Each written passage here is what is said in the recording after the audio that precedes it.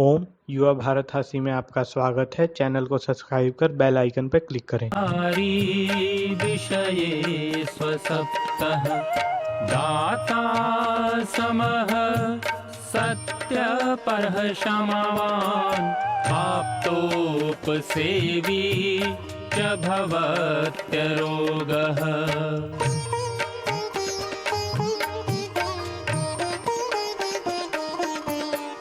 मतिर्वचः कर्म सुखानुबन्धी सत्वं विधेयं विशदा च बुद्धिः ज्ञानं तपः तत्परता च योगे यस्यास्ति तं नानुतपन्ति रोगाः।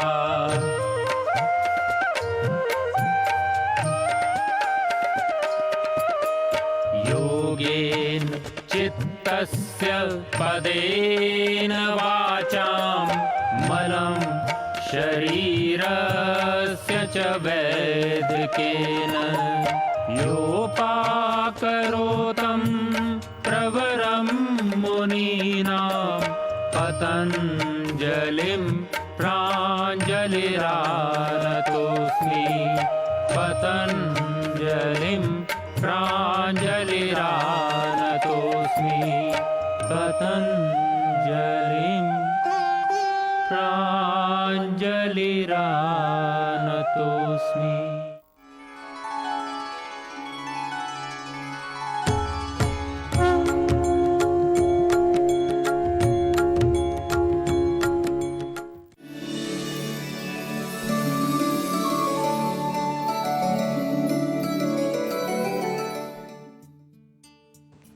आयुर्वेद दर्शन, आयुर्वेद का ज्ञान, आयुर्वेद का विज्ञान, आयुर्वेद में ऋषियों ने जो हमको कुछ बताया है उन विषयों में हम कर रहे हैं चर्चा। अपने जीवन को सुंदर बनाने के लिए, रोग से बचने के लिए, आई हुई बीमारियों को दूर करने के लिए। तो अभी हम स्वस्थ वृत्ति के अंतर्गत ऋतुओं के संदर्भ में चर्चा कर रहे थे और आज हम चर्चा करने वाले हैं हेमंत और शरद की बात हो चुकी है। आज हम वार्ता करेंगे अभी वसंत ऋतु के संदर्भ में। इसको वसंत ऋतु कहा जाता है। वसंत या बसंत भी लोग बोलते हैं। दोनों शब्द से वसंत ऋतु का ही ग्रहण होता है। तो मैं कहीं पर बसंत बोलूँगा, कहीं वसंत बोलूँगा, तो एक ही चीज़ को आप समझें, तो वसंत ऋतु। यदि हम आहार विहार की दृष्टि से देखें तो वसंत ऋतु को सब ऋतुओं में ऋतुओं का राजा कहा गया है। यानी वसंत ऋतु को जो है सब ऋतुओं से सुहानी मानी गई है। सारी जीवन की भी तुलना कि इसके जिंदगी में तो वसंत आ गया, बाहर आ गया, यानी सुंदरता की, आनंद की, विरासियतता की सारी बातें हम वसंत से तुलना करते हैं। इसीलिए इस सब ऋतुओं का ऋतुराज कहा गया है। वसंत को इसीलिए ऋतुराज कहते हैं। इस समय पर सब जगह प्रकृति में आप देखेंगे सुंदरता दिखाई देगी। चारों तरफ रंगे बिरंगे फूलों की सुंदरता, सुगंधता, ऐसा मानो ऐसा लगेगा कि प्रकृति प्रसन्न मुद्रा में, चारों तरफ आह्लाद, उमंग, प्रसन्नता, ऐसा लगता है। यह ऋतु शीतकाल और ग्रीष्म काल का जो संधि का समय है, उस समय पर यह ऋतु का आगमन होता है। वसंत का आगमन जब होता है तो चिड़िया कुहू कुहू करने लगती है। वसंत ऋतु में इतनी तरह की आप देखेंगे पक्षियों का कलरव होता है, पुष्पों का जो है खिलना होता है, रंगे बिरंगे फूल चारों तरफ खिल रहे होते हैं। मौसम भी लगभग ना सर्दी होती है ना गर्मी होती है, और उस समय पर न तो कपकपाती सर्दी है ना कड़ाके की धूप है। क्या आनंददायक मौसम होता है। हाँ, जरूर इतना होता है कि शरीर में थोड़ा सा आप देखेंगे दिन में थोड़ी सी गर्मी, रात को थोड़ी सी सर्दी की अधिकता होती है। तो उस समय पर यह वसंत ऋतु का आगमन का हमें महसूस होता है। यदि हम बात करें शरीर पर इसका क्या प्रभाव होता है, मन पे तो बड़ा आनंद का प्रभाव होता है। वसंत ऋतु की बात करते ही मन में एक उमंग और उल्लास आने लगता है, पर शरीर के प्रभाव की तो हमें बात करनी है, तो इसलिए मैं बात करूंगा शरीर पर इसका क्या प्रभाव होता है। तो इस ऋतु में सूर्य की किरणें तेज होने लगती हैं और शीतकाल मतलब कि जो हेमंत और शिशिर ऋतुओं का जो शरीर के अंदर थोड़ा सा सर्दी में जो कफ संचित होता है वो इन किरणों की नमी से थोड़ा सा पिघलने लगता है। इससे जो शरीर के अंदर में कफ फिर प्रकोपित होने लगता है। जो संचित कफ होता है ना, वो थोड़ा प्रकोपित होने लगता है। तो इससे जो कफ से होने वाली बीमारियां हैं, जो संचित कफ को गर्मी के द्वारा जब वो प्रकोपित होने लगता है, तो इस समय पर जब मौसम परिवर्तन होता है, सर्दी से जब थोड़ी सी गर्मी की तरफ जाते हैं, यानी जब आपके वसंत जो ऋतु के समय पर खांसी है, जुकाम है, नजला है, ये जो सर्दी वाली जो बीमारी है, कफ वाली जो बीमारी है, गले में खराश हो जाना है, टॉन्सिल है, या थोड़ा सा डाइजेशन सिस्टम, क्योंकि एकदम सर्दी से जब खाने की ताकतवर चीज़ खाने की या एक तरह से कह के पौष्टिक चीज़ खाने की आदत पड़ चुकी होती है, मौसम चेंज हो जाता है, धीरे धीरे उसको छोड़ना पड़ता है। नहीं छोड़ते तो हमारा डाइजेशन सिस्टम खराब होने लगता है। फिर क्या होएगा, फिर पाचन शक्ति गड़बड़ा जाएगी, फिर जी में चलने लगेगा। इसलिए जब मौसम चेंज होते ही, यानी सर्दी जब खत्म होकर के वसंत ऋतु की तरफ आते ही ध्यान रहे, शरीर के अंदर भी एक नए, जैसे बाहर पुष्पों में, बाहर वृक्षों में, लताओं में, वनस्पतियों में नए नए पल्लव आने लगते हैं, नए नए पत्ते आने लगते हैं, इसी तरह से शरीर में भी परिवर्तन होने लगता है। तो ध्यान रखिए कि वसंत ऋतु शुरू होते ही फिर हमको थोड़ा सा आहार वगैरह के परिवर्तन तुरंत कर लेना चाहिए। जो सर्दी में जो आहार ले रहे होते हैं, वो उस समय पर हमको वसंत ऋतु में बिल्कुल परिवर्तन कर लेना चाहिए, क्योंकि नहीं करेंगे तो जी में चलना, डाइजेशन की कमी, इस तरह की बीमारियां उत्पन्न होने शुरू हो जाती है इस समय पर। क्योंकि वातावरण के अंदर थोड़ा सूर्य का जो है, सूर्य के प्रखर तेज बढ़ना शुरू हो जाता है, बल बढ़ना शुरू हो जाता है, चंद्रमा की जो शीतलता है थोड़ी सी कम होने लगती है, और जो जलीय अंश है वो थोड़े से सूखने लगते हैं, चिकनाई थोड़ी कम होने लगती है। इसका प्रभाव शरीर पर पड़ता है और ऐसा लगने लगता है कि जितनी ताकत सर्दी में थी वो नहीं है, अभी थोड़ी सी दुर्बलता है, थोड़ी सी कमजोरी है। तो इस ऋतु में खान पान का बहुत ज़्यादा ध्यान रखना चाहिए, ये ध्यान रख लीजिएगा। और जिन पदार्थों से कफ की जो वृद्धि होती है उनसे बचें। खट्टी चीज़ें हैं या ज़्यादा मीठी चीज़ें हैं या नमकीन वाली जो चीज़ें हैं, इनको थोड़ा सा कम लें, क्योंकि उसका थोड़ा सा ध्यान रखना बहुत ज़रूरी है। क्योंकि कफ के शमन के साथ साथ, थोड़ी सावधानी के साथ साथ हम और क्या ऐसा आहार विहार करें कि हम थोड़ा सा वसंत ऋतु में पूरा आनंद के साथ इस वसंत का आनंद ले सकें, आनंद के साथ इस ऋतु को हम पूरा कर सकें। उसके लिए मैं आपको बताना चाहता हूं कि इस ऋतु में हमको ताज़ा या हल्का सुपाच्य भोजन कर लेना चाहिए। खिचड़ी है, दलिया है, मूंग दाल है, इस तरह के जो हल्के पदार्थ हैं, जो पाचन होने वाले पदार्थ हैं, दूध है, मुनक्का वगैरह है, अंजीर वगैरह है, इस तरह की चीज़ों को आप ले लीजिए। पपीता आप खाइए, बसंत ऋतु में पपीते बहुत अच्छे मिलते हैं पके हुए, तो पेट के लिए बहुत अच्छा है, डाइजेशन के लिए अच्छा है। विविध तरह के कुछ फल भी आने शुरू हो जाते हैं, अमरूद मिल जाता है, उसको आप खाइए।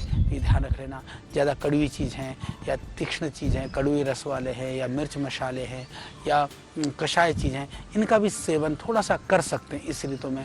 मधुर लवण को जैसे मैंने बताया कि इसको नहीं खाना है, पर कटु रस युक्त है, थोड़ी सी मिर्च चल सकती है वसंत ऋतु में। हरी मिर्च आप ले सकते हैं, काली मिर्च आप ले सकते हैं, कषाय द्रव्यों का आप सेवन कर सकते हैं। और वसंत ऋतु में यदि मैं आहार की बात करूं तो मूंग की दाल है, मूंग है, साबुत मूंग है, अंकुरित मूंग है, जैसे आप चना है, चने को भी, क्योंकि वसंत ऋतु के अंदर वैसे भी आपको जो भुने हुए चने हों, चाहे आपको चने की सब्जी हो, चने की दाल हो, चने की जैसे मान लीजिए कि चने और जौ की जो रोटी हो, वो सब आप ले सकते हैं। पुराना जो गेहूँ हो, वसंत ऋतु में नया गेहूँ नया जौ भी आता है, ध्यान रखिएगा, अन्न पुराना होना चाहिए। नया गेहूँ वसंत ऋतु में कतई भी मत खाना, वो आपको बहुत ही नुकसान करेगा, हानि करेगा। इसी तरह से चावल भी नया, क्योंकि वसंत ऋतु में उससे पहले सर्दी के बाद में सर्दी में चावल आ चुका होता है हेमंत ऋतु में, तो उसको भी मत खाना, पुराना ही चावल खाने का प्रयास करिए। जो भी पुराना खाइए, चना खाइए, भीगा और अंकुरित जैसे मैंने कहा अन्न ले लीजिए। और इस समय पर रोटी में भी थोड़ा मक्खन आप सेवन कर सकते हैं। हरी साग सब्जियां, वसंत ऋतु में हरी सब्जियां भी बहुत बढ़िया मिलती हैं, और हरी सब्जी खाने का समय सच मानिए वसंत ऋतु सही समय है।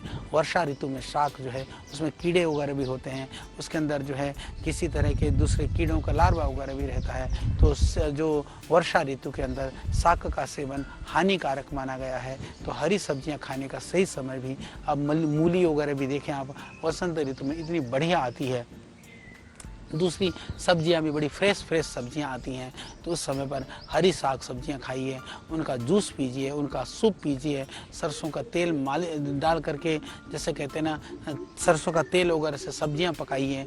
उसमें अभी जैसे सीजन है, करेला है, लहसुन है, पालक है, ये सब, जैसे केले का जो फूल की सब्जी है, कच्चे केले की सब्जियां हैं, जिमीकंदी हैं, जो जिमीकंद है, या जैसे कच्ची मूली है, जैसे आजकल समय है, मैंने देखा है नॉर्थ ईस्ट में ये समय है, नीम की नई कोपलें आती हैं, इस समय पर नीम में नए फूल आने शुरू होते हैं, उसको भी भून करके कभी कभी खा लेना चाहिए। उसको, कड़ी पत्ते को मैंने देखा, मैं अभी कहीं बाहर गया हुआ था, ये वहीं की बात है, आसाम की बात है। आसाम में मैंने देखा इस समय पर जो कड़ी पत्ता होता है ना, कड़ी पत्ते को अभी आप थोड़ा सा हल्का सा तेल में भून करके आप फ्राई करके खा सकते हैं। मैंने तो वहाँ कड़ी पत्ते के नीम के पकौड़े खाए, कड़ी पत्ते के पकौड़े खाए, तो वहाँ पर ऋतु के अनुसार अलग तरह के वनस्पतियाँ और जड़ी बूटियाँ प्रयोग करते हैं। तो आप नीम के पकौड़े ना भी खाएं, पकौड़े खाने का सीजन थोड़ा जा चुका है, पर आप देखेंगे कि यदि आप थोड़ा सा कड़ी पत्ते का भी यदि आप पकौड़ा बना देते हैं तो बड़ा स्वादिष्ट लगता है। तो इस तरह से अभी समय है कि हल्की चीज़ों को खाने का। तो मैंने जैसे आपको बताया कि नीम की नई कोपलें हैं, उसको हल्का सा भून करके खा सकते हैं। अलग अलग तरह की नई कोपलें आ रही हैं, साग आ रहे हैं, उनका आप सेवन कर सकते हैं। सौंठ का सेवन कर सकते हैं, पीपल है, काली मिर्च है, क्योंकि पीपल, काली मिर्च, सौंठ है, ये कफ का शोधन करते हैं, कफ का निस्सारण करते हैं, ये शरीर के लिए लाभकारी है। इस समय पर जो ऋतु परिवर्तन हो रहा है, जो सर्दी में संचित कफ है उसका निकलने का समय है, तो उसको निकलने में इससे आराम रहता है। इस समय पर ध्यान रहे कि थोड़ा सा आप जो है जो कफ कारक चीज़ें हैं उनसे बचिए। हरड़ बहेड़ा आंवला है, इनका आप सेवन कर सकते हैं, और आंवला एलोवेरा का जूस पी सकते हैं, उसमें गर्म पानी मिला करके पी सकते हैं। धान की खील है, खस का जल है, नींबू है, मौसमी है, ये फल हैं, या इनका जो जूस है इनका निकाल करके आप सेवन कर सकते हैं। वसंत ऋतु में शहद का सेवन भी बहुत ही लाभकारी माना गया है, विशेष ध्यान रखने की आवश्यकता है। सर्दी के मौसम में आपने पानी कम पिया होगा या पानी पीने की आदत छूट गई होगी, तो दोबारा आप पानी पीने की आदत को थोड़ा बढ़ाइए। इस वसंत ऋतु में जल को आप अधिक पीने की आदत डालिए, अधिक पिएं, और पानी में भी आप थोड़ा सा अदरक डाल करके, शहद मिला करके आप पी सकते हैं। और कफ को कम करने के लिए कहा, वमन आदि जो शोधन की क्रियाएं हैं, वसंत ऋतु में शोधन की क्रिया, शरीर का शोधन का कार्य ज़्यादा करना चाहिए। शास्त्रों के अनुसार इस समय पर आपको वमन करना है, विरेचन करना है, शरीर का शोधन करना है, शरीर की मालिश करना है, उसके लिए सर्वोत्तम समय माना गया है। और इस समय पर जो हरड़ की जो मैं बात कर रहा था, हरड़ को यदि आप रसायन के रूप में सेवन करना चाहते हैं तो हरड़ के चूर्ण में वसंत ऋतु में आप शहद मिला करके सेवन करना बहुत ही उपकारी है, बहुत ही लाभकारी है। यानी कि इस समय पर आप हरड़ को रसायन के रूप में, जैसे मैंने बताया, आपको उस समय पर जैसे हमने कहा कि सौंठ डाल करके हरड़ का सेवन शिशिर और हमने हेमंत में, इसी तरह से अभी आपको लेना है हरड़ को लेना है, अभी आपको शहद मिला करके चाटना है। और व्यायाम नियमित रूप से करिए, जितना आप सर्दी में ज़्यादा करते थे उससे थोड़ा सा कम करिए, पर ध्यान रहे नियमित रूप से करना है आपको। ऐसा नहीं कि कभी कर लिया कभी छोड़ दिया, ऐसा नहीं करना है। नियमित रूप से आपको व्यायाम करना है, और सूर्योदय से पहले उठना है, भ्रमण के लिए जाना है, तभी आपका स्वास्थ्य ठीक रहेगा। इसको कभी भी नहीं छोड़ना है। तेल मालिश के साथ साथ उबटन भी लगा सकते हैं, और सर्दी में गर्म पानी से नहाते रहें, प्रयास करिए। या तो अब आप ठंडे पानी से नहाइए, नहीं तो गुनगुने पानी से नहाइए। और ज़रूरी है स्नान भी, पर प्रतिदिन स्नान करिएगा। और औषधियों से तैयार जो प्रयोग हैं, जैसे अंजन वगैरह का प्रयोग है, या उस समय पर आँखों के लिए अंजन का प्रयोग करना, सिर पर जैसे इस समय पर धूप अचानक तेज हो जाती है तो सर पर पगड़ी बांधना, टोपी लगाना, या फिर हमारी संस्कृति प्रकृति रही है, पगड़ी है, टोपी है, अलग अलग तरह के लोग, परंतु ऐसी टोपी से भी कोई लाभ नहीं कि जो न सर को ढकती हो न धूप से बचाती हो। यानी कि हमको टोपी का धारण तो करना है। टोपी किसके लिए करना है? वह संस्कृति के लिए और शरीर के लिए। तो उस टोपी को थोड़ा सा भारी बना लें, थोड़ा सा सर को धूप से बचाने वाला बना लें, तो ये बहुत ही लाभकारी हो जाएगा। वह टोपी आपकी संस्कृति के अनुरूप हो जाएगी। इसीलिए आपने देखा होगा राजस्थान में, गुजरात में जहाँ ज़्यादा गर्मी पड़ती है वहाँ ज़्यादा मोटी पगड़ी का मोटी की परंपरा है। ये पहले से ही उनको पता था कि जितनी बड़ी पगड़ी होगी उतना ही धूप से बचाव होगा। इसी तरह से दक्षिण भारत में आप देखेंगे इतनी धूप नहीं होती है, तो वहाँ की जो पगड़ी होती है वो थोड़ी सी हल्के किस्म की होती है। तो इस तरह से आप पगड़ी का प्रयोग करिए, छाते का प्रयोग करिए, धूप से थोड़ा सा बचिए। बचने के बाद स्नान के बाद भी शरीर में थोड़ी सी सुगंधित द्रव्य, जिस तरह से वसंत ऋतु में चारों तरफ प्रकृति के अंदर खुशबू है, सुगंधी है, उसी तरह से आपके शरीर में से भी खुशबू आए। कपूर है, चंदन है, अगर है, कुमकुम है, उन पदार्थों का लेप करिए। और विशेष कर करके जो मेरी माताएं बहनें हैं, जैसे दक्षिण भारत में फूलों का वो अपनी लड़ियों को और उसको लगाती हैं अपनी जो है अपने केश पर। इसी तरह से आप पुष्प आदि धारण का भी इस समय पर प्रयोग कर सकते हैं। ये बहुत ही लाभकारी है। अब हम थोड़ी सी बात करेंगे कि क्या नहीं खाना चाहिए, क्या खाना चाहिए, क्या करना चाहिए। मैंने बड़े सरल और आनंददायक शब्दों में आपको बताने का प्रयास किया है। हमको वसंत ऋतु में भारी चिकनाई युक्त जो पदार्थ हैं, जो अपने सर्दी में जो पेला है ना, मोटी मोटी जो लड्डू और बड़े बड़े जो माल खाए हैं, अब छोड़ना पड़ेगा। वो खाने का समय चला गया। फिर अगली बार शीत ऋतु आएगी, उसके लिए प्रतीक्षा करिएगा। तो जो भारी भारी जो चीज़ें हैं, जो चिकनाई युक्त जो बड़े माल पेले हैं ना, उनको नहीं खाना है। ज़्यादा खट्टी चीज़ें जैसे अम्ली है, इमचूर है, या जो अमचूर है, या फिर ज़्यादा मीठे जो पदार्थ हैं, इनको थोड़ा सा कम खाना है। वसंत ऋतु में हमको मीठा भी कम खाना है, खट्टा भी कम खाना है, तली हुई चीज़ें भी नहीं खानी है। यानी इसको कम लीजिएगा। नहीं माने तो फिर बीमारी होगी, नहीं मानोगे तो परेशानी होगी। इसलिए आप हमारे लिए नहीं, मेरा तो काम है, देखिए मैं तो एक मैसेंजर का काम कर रहा हूँ। ऋषियों ने बताया, हमने आप तक पहुँचाने का एक प्रयास किया है। तो ये करोगे तो आपको लाभ होगा। इसलिए मुझे पता है कि दुनिया स्वार्थी है, तो अपने लिए तो सब कुछ करना चाहती है। तो मैं सोच सकता हूँ क्या आप अपने लिए भी नहीं करोगे, ज़रूर करोगे। इसलिए वसंत ऋतु के समय पर खट्टे पदार्थ मत खाना, मीठी चीज़ मत खाना, तली हुई चीज़ों को भी कम खाना। और इस समय पर नया अन्न वगैरह आता है। जैसे मैंने पहले भी कहा कि नया अन्न में जैसे आजकल चावल हो, चाहे गेहूं हो, चाहे जौ हो, चाहे कुछ भी हो, नया अन्न बिल्कुल मत खाना। और जो उड़द की दाल वगैरह भी इस समय थोड़ा सा कम खाना। विशेष कर करके हमारे पश्चिमी उत्तर प्रदेश के अंदर में हर दिन उड़द की दाल जो खाते हैं, उनको भी वसंत ऋतु में थोड़ा सा कम खाना चाहिए। रबड़ी है, मलाई है, ये जो खाने का जो समय था वो भी भाई इस समय पर थोड़ा चला गया। और इस समय पर जैसे खजूर है, छुआरे वगैरह हैं, उनको भी थोड़ा सा कम कम कम कम खाना। और इस समय पर थोड़ी सी सर्दी है, थोड़ी सी मौसम ऐसा है, तो आसमान के नीचे भी ओस में रात को जो बूंदें पड़ेंगी, आपको सर्दी लग जाएगी, जुकाम हो जाएगा, कफ की बीमारी हो जाएगी। तो खुले आसमान में भी प्लीज़ मत सोइएगा। ठंड में भी थोड़ा सा न रहना, घूम में भी, धूप में भी मत घूमना। या तो थोड़ी सर्दी होती है या तो धूप होती है, तो धूप से भी बचो, ठंड से भी बचो। यदि धूप और सर्दी गर्मी में लग जाओगे तो इसको हम बोलते हैं कि सर्द गर्म हो जाएगा। यानी सर्द गर्म होने से बचना इस मौसम में बहुत ज़्यादा ज़रूरी है। तो धूप में घूमना, दिन में सोना, ये भी आपके लिए हानिकारक है, ध्यान रख लीजिएगा। तो इसके बाद में हम वसंत ऋतु के बाद में अब चर्चा करने वाले हैं, क्योंकि वसंत ऋतु के विषय में जैसे मैंने आपको बताया कि आप इसको समझिए। फिर वसंत ऋतु के अंदर में ये क्यों बहुत ज़्यादा इसलिए ज़रूरी होता है, जैसे पुष्पों में, वनस्पतियों में परिवर्तन आता है, नई नई कोपलें आती हैं, नई नई फूल आते हैं, उसी तरह से शरीर में भी परिवर्तन होता है। मैं कुछ प्रयोग आपको वसंत ऋतु के बताना चाहता हूँ। वसंत ऋतु के अंदर में जैसे आम की कोपलें आती हैं, कोपलों को ऐसा कहा गया है, ऐसा मैंने कुछ लोगों को देखा है। हालांकि आप किसी का बाग को मत उजाड़ देना।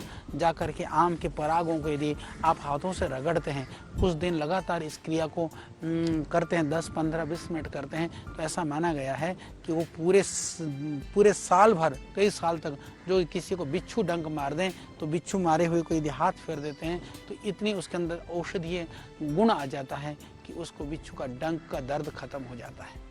इसी तरह से हमने देखा कि इस वसंत ऋतु में क्योंकि नया खून भी बनता है, खून में भी परिवर्तन आता है, तो जो नीम की कोपलें जो है सुबह प्रतिदिन 8-10 कोपले को यदि प्रतिदिन सेवन करते हैं, उसको इस वसंत ऋतु के अंदर यदि आप लगभग 1-1.5 महीना भी यदि खा लेते हैं तो वर्ष भर बुखार वगैरह होने की जो संभावनाएं खत्म हो जाती है। वसंत ऋतु में विशेष कर करके शोधन के लिए काढ़ा पीना चाहिए। इस समय पर आप मुलेठी का काढ़ा पीजिए। इस समय पर आप जो है कच्ची रायता, नीम वगैरह का काढ़ा बना करके पीजिए। इससे रक्त का शोधन हो जाएगा। इससे आप देखेंगे कि पूरे साल भर के लिए आप विविध तरह के रोगों से बचोगे। यानी कि पूरा जो शोधन की जो क्रियाएं हैं, रक्त शोधन की जो विधाएं हैं, जो काढ़े वगैरह से, जो हम कषाय वगैरह से अपने शरीर को ठीक करने का यह अद्भुत समय है वसंत ऋतु। तो इस वसंत के, बाहर के वसंत को अंदर में धारण करने के लिए हम इन आयुर्वेदिक उपायों को, इन विधाओं का करें। जैसे हमने कहा कि समय पर तेल मालिश वगैरह करना, ये बहुत ही लाभकारी है, बहुत ही ये हमारे शरीर के लिए बहुत ज़रूरी है। तो इन सामान्य उपायों को, इन क्रियाओं को करके अपने आप को आप स्वस्थ रख सकते हैं, निरोग रख सकते हैं। फिर हम चर्चा करेंगे ऋतुओं के संदर्भ में। हमने वसंत की बात करी, हमने हेमंत शिशिर की बात करी, अब हम बात करेंगे ग्रीष्म ऋतु के विषय में। तो इस आप कार्यक्रम से जुड़े रहिए, लगातार इन कार्यक्रम को आप देखते रहिए। ओम नमस्ते। ऋषियों के ज्ञान से लेकर प्रकृति के वरदान तक, आयु के विज्ञान से लेकर आयुर्वेद के सिद्धांत तक, प्राचीन चिकित्सा पद्धति के हर पहलू का प्रासंगिक विवेचन।